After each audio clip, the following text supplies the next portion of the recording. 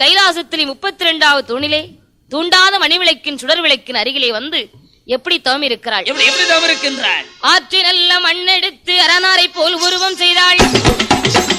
சேற்றி நல்ல மண்ணெடுத்து சிவனாரை போல் உருவம் செய்து 1000 அணைவகுந்து அடுக்கடுக்காய் லிங்கம் வைத்து புலித்தோலை தான் வீரித்து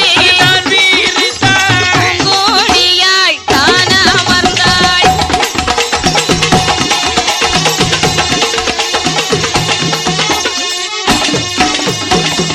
தூண்டாத மணிவிளக்கின் அருகிலே வந்து முந்தானை ஏந்தி மூடிய கண்களை விழிக்காமல் அரகரா சிவசிவா அரகரா சிவசிவா என்று ஆண்டவனுடைய நாமத்தை சொல்லிக் கொண்டே தவம் இருக்கிறாள் பார்வதி. சரி, பகவான் பார்த்தார். பார்வதியுடைய தவநிலையை கண்டு அவளுக்கு தெரியாமலே வந்து பின்னாடி வந்து தூண்டாத மணிவிளக்கை சிவபெருமான் தூண்டிவிட்டார். தூண்டாத மணிவிளக்கை தூண்டிவிட்ட உடனே முத்துப்போல் 3 சுடர் பார்வதியுடைய முந்தானையில் முழுமுழுன்று வீழ்ந்தது. சுடர்கள் வீழ்ந்தவுடனே பார்வதிக்கு முந்தானை கனமாக இருந்தது. குழந்தை கிடைத்து விட்டது என்று கூட்டி பிடித்து கொண்டு வந்து பார்த்தாள்.